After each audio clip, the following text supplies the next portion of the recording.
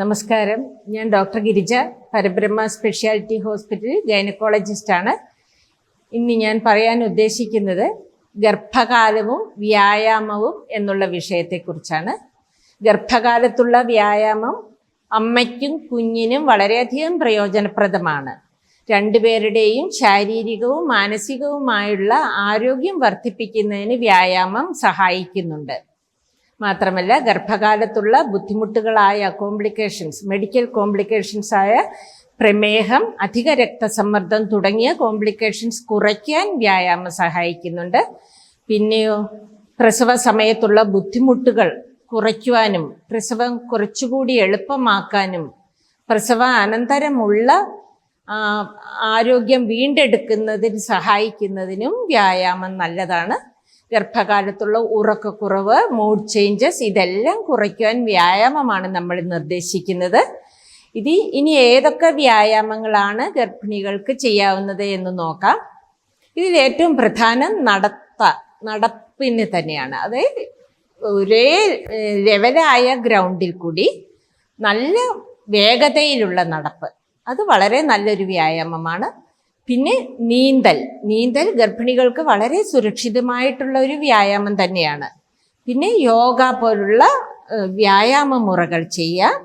പിന്നെയോ, വളരെ നൃത്തം പഠിച്ച കുട്ടികളാണെങ്കിൽ മൃദുവായുള്ള നൃത്ത ചുവടുകൾ വെക്കാവുന്നതാണ്.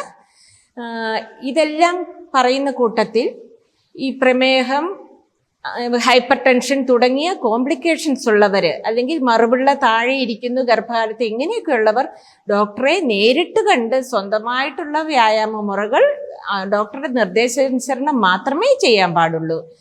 പിന്നെ വ്യായാമത്തെക്കുറിച്ച് പറയുമ്പോൾ പ്രധാനമായിട്ട് ഞാൻ ഇവിടെ ഒന്ന് ഊന്നി പറയാൻ ആഗ്രഹിക്കുന്നത് പെൽവിക് ഫ്ലോർ എക്സർസൈസസിനെ കുറിച്ചാണ്. പെൽവിക് ഫ്ലോർ എന്ന് പറഞ്ഞാൽ ഇടുപ്പിൻ്റെ താഴെയുള്ള ഭാഗം, മൂത്രദ്വാരം, യോനിഭാഗം, മലദ്വാരം ഇതെല്ലാം ചേരുന്ന ഇടുപ്പിൻ്റെ താഴ്വശത്തെയാണ് പെൽവിക് ഫ്ലോർ എന്ന് വിളിക്കുന്നത്. അവിടെ മസിൽസ് ഉണ്ട്. ആ മസിൽസാണ് പ്രസവ സമയത്ത് പ്രസവത്തിന് വേണ്ട സഹായങ്ങൾ ചെയ്യാൻ സ്ട്രെച്ച് ആവുന്നതും സുഖപ്രദമായ പ്രസവത്തിന് കാരണമാവുന്നതും ഈ പെൽവിക് ഫ്ലോറിലെ മസിൽസാണ്. ആ മസിൽസിന് വേണ്ട വ്യായാമം അത് വളരെ ഈസി ആയിട്ടുള്ള, വളരെ എളുപ്പമാണ് ആ വ്യായാമം ചെയ്യുവാൻ. ഈ പെൽവിക് ഫ്ലോറിലെ മസിൽസ് ഉള്ളിലേക്ക് വലിച്ചു പിടിക്കുക, കുറച്ചു നേരം ഹോൾഡ് ചെയ്യുക, പിന്നെ അയക്കുക. ഇത് പല പ്രാവശ്യം ചെയ്യുക.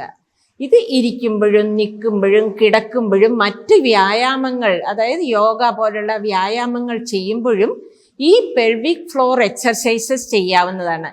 ഇതിനൊരു പേരുണ്ട്, കീഗൽസ് എക്സർസൈസ് എന്നാണ് പറയുന്നത്. ഇത് രാവിലെ ഉച്ചയ്ക്കുമായിട്ട് ഒരു 10-15 തവണ ഒരു 7 മാസം കഴിഞ്ഞാൽ, ഗർഭകാലം 7 മാസം കഴിഞ്ഞാൽ ചെയ്തു തുടങ്ങാവുന്നതാണ്. ഇത്തരം ടിപ്സ് കിട്ടുവാൻ വേണ്ടി ഹോസ്പിറ്റലിൻ്റെ പേജ് ഫോളോ ചെയ്യുക.